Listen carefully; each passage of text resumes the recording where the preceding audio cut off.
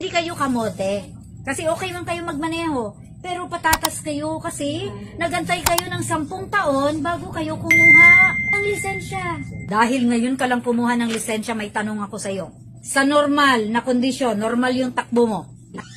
Saan mo dapat imaneho ang iyong sasakyan kung ikaw ay nasa kalsada na may 3 lane? Di ba nilapara ng kalsada natin ngayon? O 3 lane ha? May kaliwa, may gitna, may kanan. O, letter A, sa unang lane.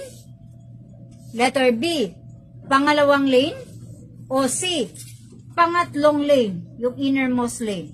O, shoutout kay Boss J ng Caloocan City, kay Yane Villa ng mga Tarem, Pangasinan, at kay Alfred DC ng Malabon. O, ano sa palagay mo? Saan mo ipupwesto yung sasakyan mo? Normal na kondisyon, ibig sabihin normal speed.